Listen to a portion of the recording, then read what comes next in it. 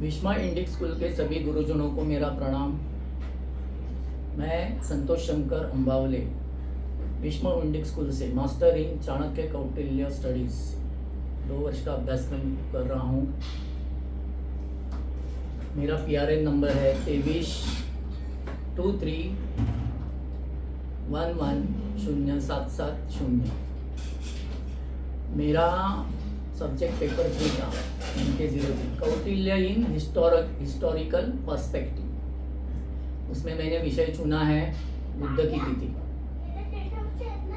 उपनिषदों का ज्ञान मानसिक संकीर्णता तो दूर कर रहा था, परंतु अति सीमित क्षेत्र में अर्थात केवल शिक्षो वर्गों तक, परंतु उसी ज्ञान को जन जन तक पूरे भारत तथा संपूर्ण विश्व में पहुंचाने का काम एक महान ऐतिहासिक पुरुष की प्रतीक्षा कर रहा था।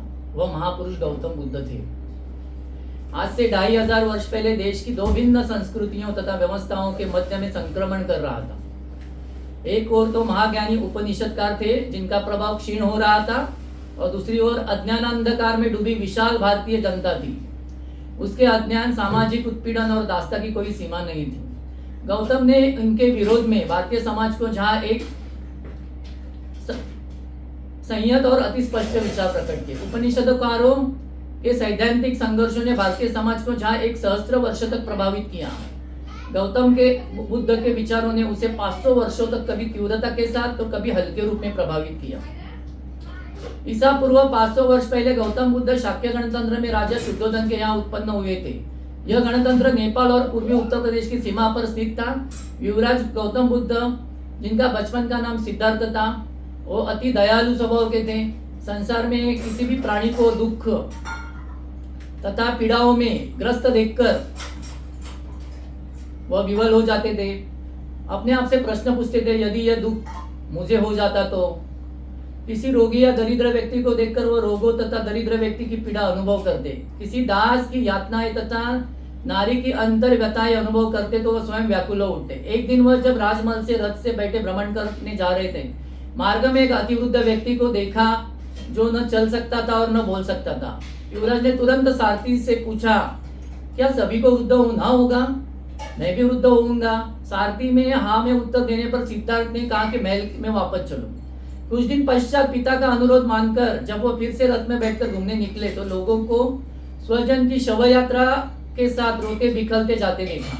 उन्होंने पुनः सारथी से पूछा, क्या सभी को मरना होगा और क्या मैं भी मरूंगा? सारथी ने कहा, हाँ युवराज, सभी को मरना होगा। जो जन्म लेता है उसकी मृत्यु ध्रुव है। आपकी मृत्यु भी ध्रुव है। कारुणिक सिद्धार्थ के मन में करुणा उपजी। उसके मुख से निकला, जरा दुख है, रोग है, मृत्यु महादुख है। इस चराचर जगत में चारों दुखी दुख है।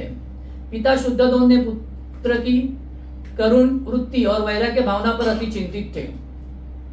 शुभ चिंतकों की सलाह पर एक सुंदर युवती यशोधरा के साथ उनका विवाह कर दिया गया। चारों ओर सुखी सुख था, परंतु सुख भी उन्हें अंतहीन दुखी दुख अनुभव होता था।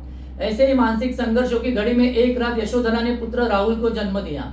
राहुल अर्थात अंधकार, कष्ट और पीड़ाओं का हरण करने वाला पुत्र। परंतु वही रात उसके जीवन की निर्णायक घड़ी लेकर आई और साथ ही मानव जाति के भाग्योदय की घड़ी थी। युवराज सिद्धार्थ योगी बन गए, हठ योगी।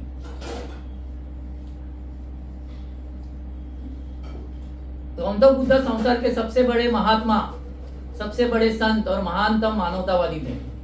उन्होंने संतप्त मानव जाति को अपने कारणिक विचारों से शांति प्रदान की, भटकते विश्व को सुनिश्चित मार्गदर्शन दिया। गौतम बुद्ध किसी तपोवन में सन्यासी बनकर नहीं बैठे। उन्होंने जीवन भर घूम घूम कर प्रचार किया। लाखों भिक्षुओं को जो उनके विचारों से सन्नत थे, केवल भारत में प्रत्युत पूरे विश्व में घूमते रहने की प्रेरणा दी। उनका नारा था, चरैवती चरैवती, घूमते रहो, विचरते रहो और ज्ञान का प्रचार करते रहो। हे भिक्षु को घूमते रहना जीवन है और ठहरना मृत्यु है। उनके विचारों ने टूटे हृदय को थामा, निराशाजनों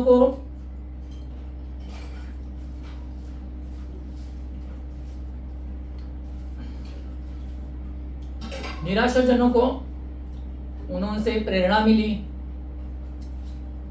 परंतु परिवर्तित आर्थिक परिस्थितियों ने इन विचारों ने नई पुरानी वर्ग शक्तियों के समर्थन और विरोध का रूप ले लिया। गौतम बुद्ध ने गणतांत्रिक राज्यों के साथ अपना संपर्क बढ़ाया। वे बिहार और उत्तर प्रदेश के जिन भागों में अधिकाधिक भ्रमण करते रहे वहां नए विचारों की मान्यता के लिए अनुकूल संभावनाएं थी और यही हुआ भी। उनके जीवन का अधिकांश भाग शाक्यों, लिच्चियों, मल्लों और उन गणसंघी राज्यों में व्यतीत हुआ जो आगे चलकर उनके विचारों के लिए सबसे दृढ़ जनाधार बने। स्त्रियों के पुरुषों के समान अधिकार, दासों की मुक्ति, हिंसा का उन्मूलन और पावन मात्रा में समानता के आदर्श यद्यपि उन्हें बहुत प्रिय थे। इनके समर्थन में उन्होंने आवाज भी उठाई, परंतु हिंसा के विरोध में उनका जन आंदोलन विशेष महत्व था। उसने विशेष सफलता प्राप्त की। कहने को तो हिंसा और अहिंसा का सवाल साधारण बहस अनुभव होती है, परंतु जैसा कि बताया, पशु हिंसा उदीयमान कृषि अर्थव्यवस्था के विकास में मुख्य बाधा थी। यथास्थितिवादी पुरोहित वर्ग का संपूर्ण अस्तित्व कर्मकांडी अनुष्ठानों पर आधारित था, जो पूरी तरह पशु हिंसा पर टिके हुए थे। आर्थिक प्रश्नों पर छेड़ा गया संघर्ष अंत में यथास्थितिवाद पर प्रहार करता था। यह गौतम बुद्ध के अहिंसक आंदोलन से भली भांति से सिद्ध हो गया। जिन क्षेत्रों में उपनिषदों और वैदिक कालीन संस्कारों का अधिक प्रभाव था, वहां गौतम बुद्ध के विचारों का दृढ़ जनाधार मिला और वे अधिक मात्रा में फले फूले। परंतु जहां असुरी संस्कृति का व्यापक प्रभाव था, ये विचार पहुंचे ही न पहुंचे, बुद्धिवाद का प्रभाव कम पड़ा।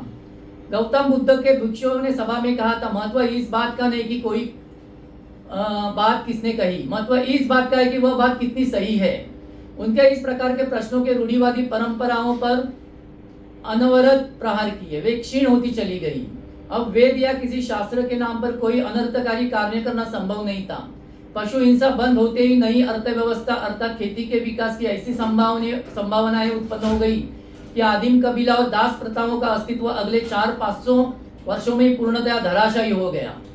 पूरे भारतीय इतिहास में गौतम बुद्ध सबसे प्रभावशाली थे, जिन्होंने सबसे पहले और सदियों तक भारतीय समाज को इतने सघन रूप से प्रभावित किया। यहाँ उन असंगतियों का उल्लेख करना आवश्यक है जो भिक्षु संघों में पंशी, जिन्होंने राष्ट्र को अहिंसा के नाम पर शस्त्रहीन एवं अपंग बना दिया था, ऐसे बहुसंख्यक वर्ग को जन्म दिया जो पूर्णतया परजीवी था या सुविधा भोगी था। गौतम बुद्ध के क्रांतिकारी के मार्ग से हटकर पूर्णतः यथास्थितिवादी एवं निहित स्वार्थों का पोषक बन गया था।